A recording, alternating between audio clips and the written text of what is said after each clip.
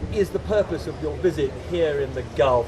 What kind of influence do you think you can have? Well, we've just reached this ceasefire, which is both welcome, and I think there'll be a sense of real relief. There certainly is across the region and for the United Kingdom. But there's work to do, and I'm here in Saudi Arabia and neighbouring countries now to carry out that work in support of what we're all seeking, which is that this ceasefire should be not a temporary ceasefire, but a permanent ceasefire.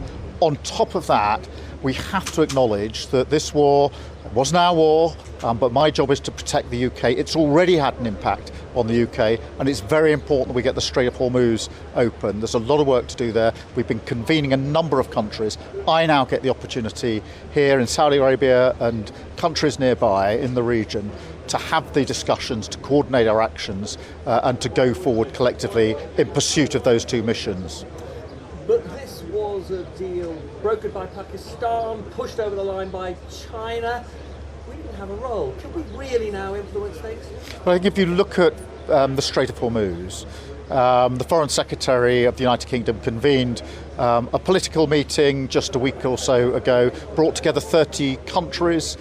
We've also had military planning. I'm very conscious that back in the United Kingdom, talking to the shipping sector, finance sector, insurance sector, energy sector, they're telling me that in order for them to feel safe to move through the Strait of Hormuz, they need to know there are diplomatic and political confidence behind what they're doing. We're here to build that with our allies. It's vital that we do so, because my job is to protect the United Kingdom from the impact of this war. It's already impacted. I'm determined to make sure that I do absolutely everything I can on their behalf, working with our allies here, to minimise that impact and find a way to make sure this ceasefire becomes permanent, and to make sure the Strait of Hormuz is open, because that obviously has a huge effect and impact on our energy prices back at home.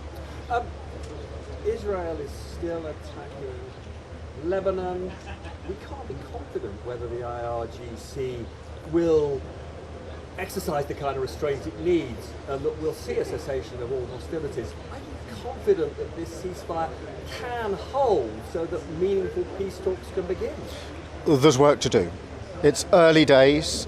There is a real sense, I think, of relief. You could feel it at the base here in Saudi Arabia. For 39 days, they've been acting in our collective self-defense. You can feel the relief. But what they want to know, what people in the United Kingdom want to know, who will share that relief, is that this needs to be permanent. And it's our job to work with other countries in the region, not only on the cessation of hostilities, but also on opening the Strait of Hormuz, because the impact on our energy prices, you can see it on a daily basis over the last 39 days. It's our job to make sure that the strait is open, that we're able to get the energy that the world needs out and stabilise the prices back in the United Kingdom. So I say, we're not getting drawn into this war. We've always acted in collective self-defence, but my job is to protect the UK lives, of course, which is what we've been doing here from this base, but also to protect our interests. And it's in our interests, our national interest, to get the Strait of Hormuz open. You made a principled decision not to join with America in those attacks on Iran. Donald Trump is furious with you. He's made that very explicit. Is your relationship with him now in tatters? I've acted as you would expect of a British Prime Minister, which is by being absolutely focused on what is our national interest. And that's why I've applied my principles and my values throughout. And my principles and values made sure that our decisions were that we wouldn't get involved in any action without a lawful basis and without a viable, thought-through plan. That was the right position for the United Kingdom.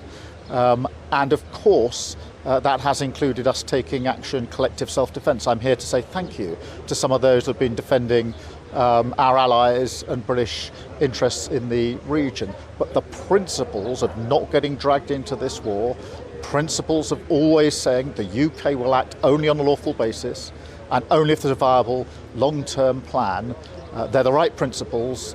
And as I say, I'm the British Prime Minister. I act in the British national interest, and nothing, but nothing, is going to deflect me from that.